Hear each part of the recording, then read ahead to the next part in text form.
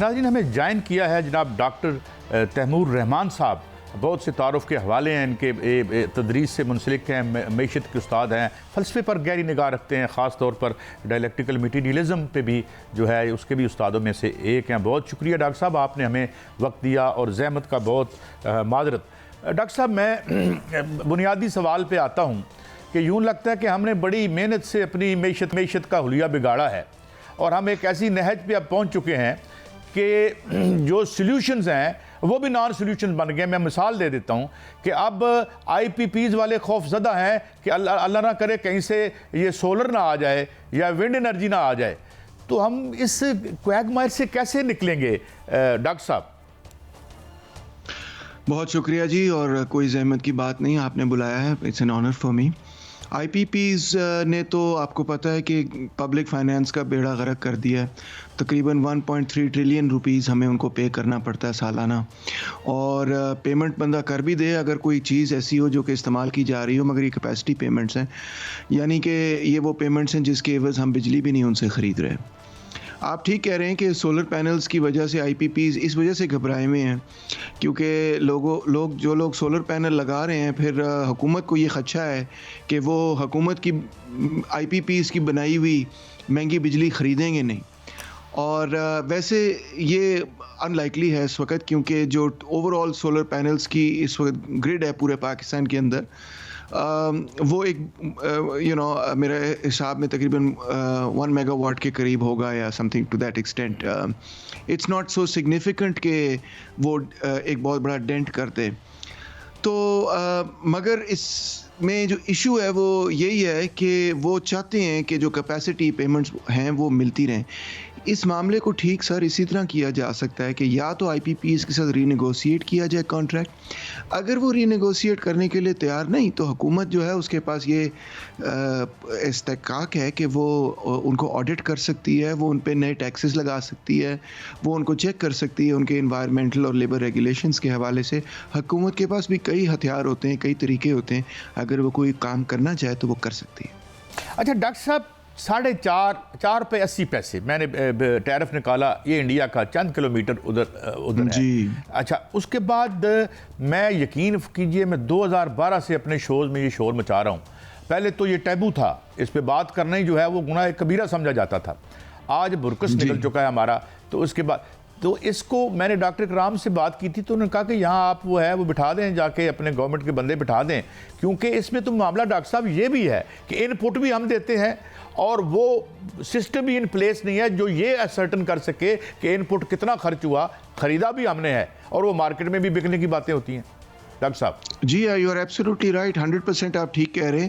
اور پچھلی دفعہ جب آڈٹ ہوا تھا آئی پی پیز کا، غالباً 2018 میں ہوا تھا if I am not wrong, تو شاید ڈیٹ میرے ذہن میں غلط ہو مگر چند سال پہلے کی بات ہے. تو اس میں بلینز آف روپیز کا نکلا کہ انہوں نے اوور بلنگ کی ہوئی تھی گورنمنٹ آف پاکستان کو. بلینز آف روپیز کی انہوں نے اوور بلنگ کی ہوئی تھی.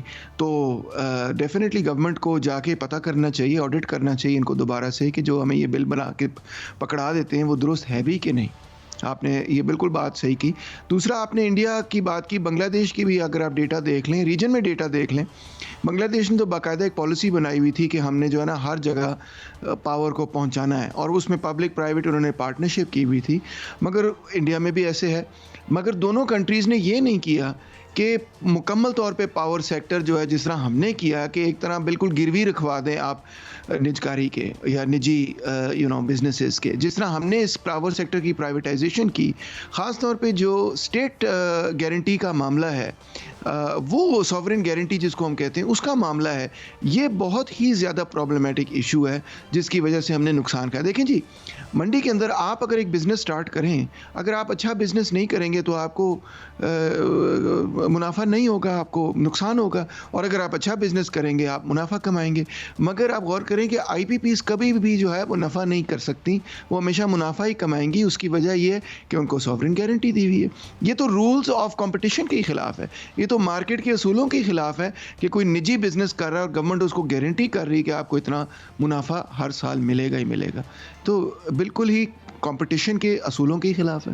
اچھا ڈاکٹر صاحب، ایک اور پہلو کہ جو ہمارے ہاں ڈی انڈسٹریلائزیشن ہوئی اور ورلڈ بینک کی فگر ہے, میں 1-2 ارب نیچے اوپر کہہ سکتا ہوں, $45 بلین کا وہ کہہ رہے ہیں کہ ہمیں 10 سال میں نقصان ہوا. اور اگر 93 سے ہم جو پہلے معاہدے کیے تھے انہوں نے, ہیزل اولیری جب آئی تھی, تو میرے خیال میں ہمیں یہ ٹیکا کو 200-250 ارب کا ہے. اور جو ہماری ڈی انڈسٹریلائزیشن ہوئی, ہم کیسے کمپیٹیٹو ہوں گے؟ ہم ایکسپورٹ بڑھا سکتے ہیں اس بجلی کی قیمت کے ساتھ؟ بالکل نہیں بڑھا سکتے جی. انفیکٹ اگر آپ ٹیکسٹائل مالکان سے بھی بات کریں تو وہ سارے کے سارے یہی کہتے ہیں. مزدور تو اپنی جگہ کہہ ہی رہا ہے کہ جی ہم کیسے اتنی مہنگی بجلی افورڈ کر سکتے ہیں. وہ تو بیچارہ رو ہی رہا ہے نا, کیونکہ مہنگائی اس کے نتیجے میں اتنی پیدا ہوئی ہے. بٹ ایون جو ٹیکسٹائل مالک ہیں وہ بھی مجھے یہ بتاتے ہیں, ان سے بھی جب کنورسیشنز ہوتی ہیں تو وہ یہی کہتے ہیں کہ جی ہماری بزنس تو ختم ہو گئی ہے. میں پوچھتا ہوں کیوں, کیا وجہ ہے؟ ہم تو cotton producing, the mother of cotton producing countries, کیا وجہ ہے؟ وہ کہتے ہیں جی بجلی اتنی مہنگی ہے, we are not competitive on the world market. ہم کمپیٹ ہی نہیں کر سکتے بنگلہ دیش کے ساتھ, ہم کمپیٹ ہی نہیں کر سکتے ویتنام کے ساتھ, انڈیا کے ساتھ. ہم بلکہ آپ کو دلچسپ بات بتاؤں کہ پاکستان کے ٹیکسٹائل انٹرپرینورز جو ہیں پاکستان چھوڑ کے بنگلہ دیش میں انویسٹمنٹ اپنی لے کے جا رہے ہیں کہ جی وہاں پہ بجلی سستی ہے, وہاں پہ ہم بہتر پیداوار کر لیں گے, تو وہاں پہ پیداوار کر لیں. اندازہ کریں آپ.